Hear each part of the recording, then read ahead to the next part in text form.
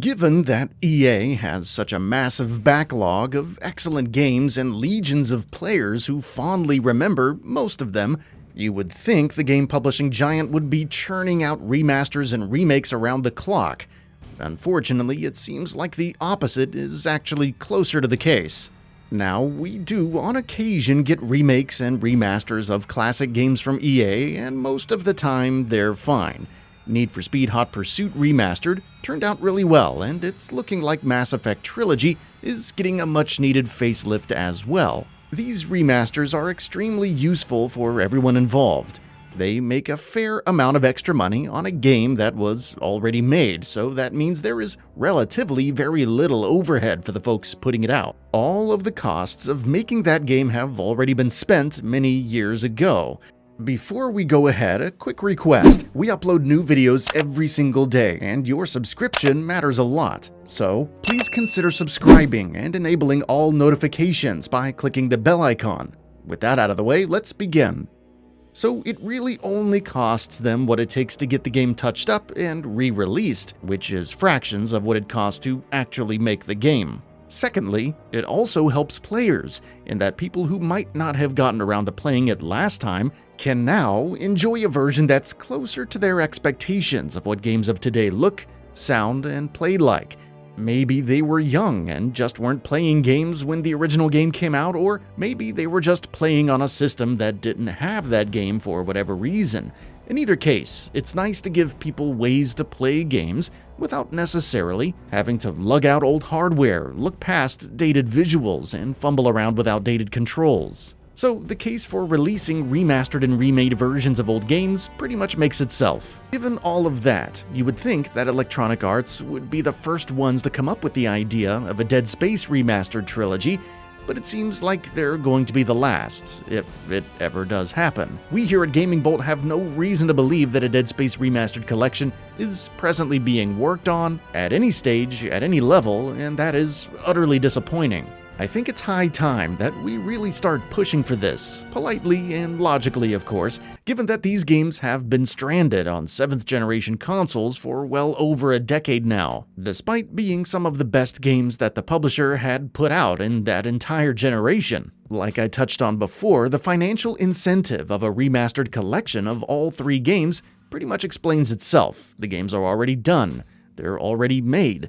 There isn't a whole lot of copyrighted music or characters that are owned up by other companies or any sort of bureaucratic legal gray areas that EA would really need to contend with here either. The original games were made and released by EA and are still owned by EA. Given that, as far as I can tell, it should be a pretty straight line from deciding to do a remastered collection of these 3 games and releasing them in whatever way EA decides to, whether that's through Origin or Steam or going all the way with physical copies on store shelves or whatever path.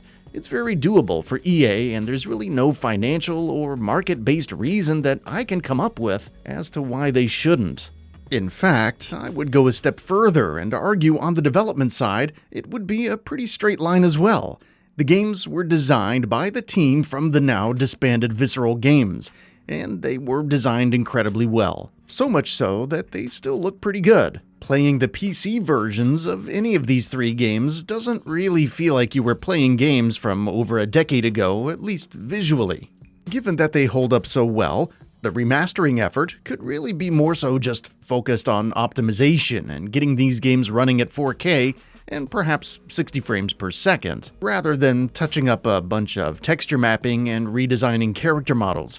They could certainly go that extra mile if they wanted to, but I don't think it would really be all that necessary, which would keep the development price tag even lower than it probably would be for other more in-depth remasters, like the Crash Bandicoot Insane Trilogy, where they had much less to work with. With Dead Space, you could really leave the vast majority of the game alone and just focus on optimization, and I think the vast majority of players would be fine with that.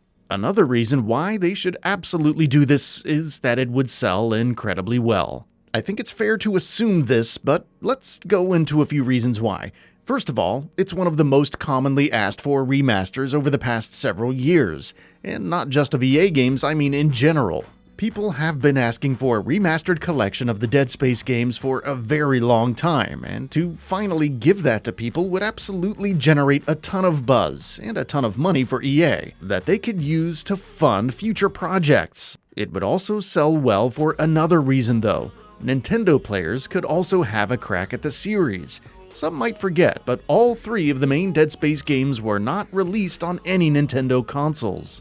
Now that Nintendo has caught up with the HD revolution with the Switch, one could reasonably surmise that the Dead Space games would run just fine on that machine. Now, granted, it probably wouldn't run as well as it would on the PlayStation 4 Pro or the Xbox Series X, but you could definitely put slightly compromised versions of these games on the Switch, and I think it would sell gangbusters. Given that Nintendo has shown more of an openness to AAA third-party games in this generation than they have in the recent past, with games like Wolfenstein 2 and Resident Evil 7 on the device, I think a Dead Space remastered collection on the Switch, along with other consoles, would make a lot of sense. EA could absolutely go the extra mile here if they wanted to and include the multiplayer modes on Dead Space 2 as well as the co-op mode for Dead Space 3 to really make this thing feel complete, and I think they should. If they're going to remaster these games, they should definitely go all the way. Granted, neither of those multiplayer modes really set the world on fire. They did add a fair amount of replayability for Dead Space 2 and Dead Space 3, and given that, I think it would make sense to include them and support the servers on EA's side for as long as they possibly can. Whatever they decide to do with the Dead Space series, they absolutely have to do something. We're already seeing spiritual successors, like the Callisto Protocol, start to pop up, which wouldn't have a leg to stand on if EA had maintained the Dead Space series with any amount of regularity. Not only are they leaving Dead Space fans hanging by not doing so, but they are opening the door for competitors to come in and give players a similar experience that scratches basically the same itch. The bottom line is, it's just money being left on the table for EA. And if there's any argument that a company like EA understands, it's the financial one.